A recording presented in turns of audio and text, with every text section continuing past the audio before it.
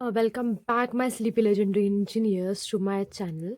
So, yes, unit 1 of cloud computing I have already uploaded. So, I'm now moving towards uploading the cloud computing unit 2. That is a data storage and cloud computing, in which the first topic is introduction to enterprise data storage. Introduction to enterprise data storage, इसमें 3 points, तीनों भी important है, तीनों भी paper में आएंगे. What is DAS, what is NAS, and what is SAN? Storage Area Network. ये 3 aspect. So let's first understand what is DAS. So direct attach storage. नाम में ही तुम लोग को दिख रहा है कि डायरेक्ट अटैच स्टोरेज का क्या हो सकता है. देखो, तुम्हारे ये सर्वर है या कंप्यूटर है तुम्हारा, उसको जो ये तुम्हारा स्टोरेज है, यहाँ तुमने कहीं से बोरो किया है, वो जो स्टोरेज है वो डायरेक्टली क्या है, अटैच है.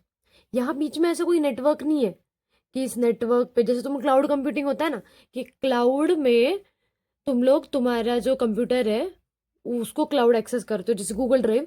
बट वो गूगल ड्राइव में जो डेटा स्टोर होता है वो कहीं और सर्वर में स्टोर होता है.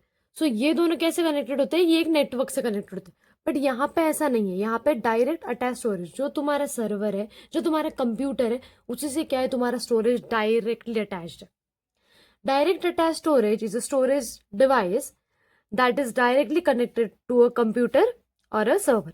It is not connected through a network. जैसे मैंने यहाँ पे बताया, नेटवर्क के थ्रू कनेक्टेड नहीं है, so the other computers can not access it.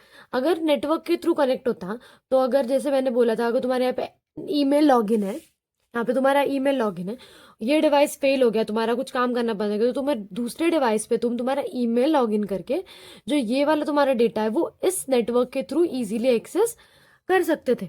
But अभी जो डायरेक्ट अटैच स्टोरेज में, यहाँ पे नेटवर्क ना होने के कारण डायरेक्टली इन दोनों का कम्युनिकेशन है, उसके वजह से कोई भी दूसरा कंप्यूटर या दूसरा सर्वर इस स्टोरेज को एक्सेस नहीं कर सकता. It can only have one or more drives and can be configured as a RAID for better performance and safety. It can have one or more drives. इसका मतलब क्या है कि एक या एक से ज़्यादा भी ड्राइव्स हो सकती है इससे डायरेक्टली, बट कैसी, कनेक्टेड ही होगी. और RAID is kind of A array, यहाँ पे एक है, यहाँ पे एक है, इसी से डायरेक्टली ही कनेक्टेड है फॉर बेटर परफॉर्मेंस. की पहले वाला जो टास्क है, समझो एक टास्क आया तो पहला वाला हम इसको दे देंगे, दूसरा वाला इसको दे देंगे, तीसरा वाला इसको दे देंगे. So this kind. बट सब क्या है, सब कंप्यूटर से डायरेक्टली अटैच्ड ही होते हैं.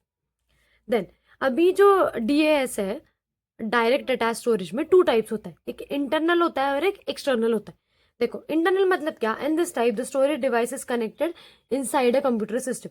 अभी तुमने देखा होगा, तुम लोग की जब PC तुम लोग ओपन करते हो तो ड्राइव C करके आता है, ड्राइव E करके आता है. तो ये क्या होती है, ये इसकी इंटरनल स्टोरेज होती है, उसको बोलते हैं इंटरनल DAS. और एक्सटर्नल क्या होती है, is directly connected to external storage device.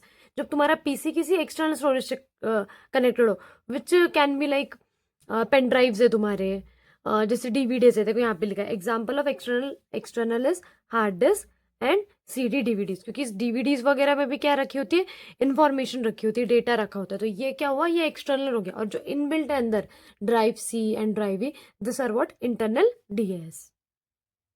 Now let's understand what are the advantage.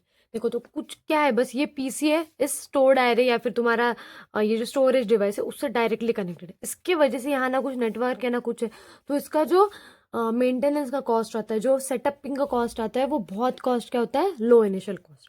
और ऐसे इतना ईजी सा इसका डायग्राम में आर्किटेक्चर है, सो इसको मैनेज करना भी क्या होता है, ईजी होता है. The main disadvantages are like limited scalability, मतलब तुम एक्सपांड नहीं कर सकते इजीली. तुमको इसके लिए भी अलग वायर बनानी पड़ेगी, अगर तुम्हें यहाँ कोई स्टोरेज चाहिए फिर इसके लिए भी अलग वायर करनी पड़ेगी, तो फिर इसका फिर कॉस्ट वगैरह बढ़ जाएगा.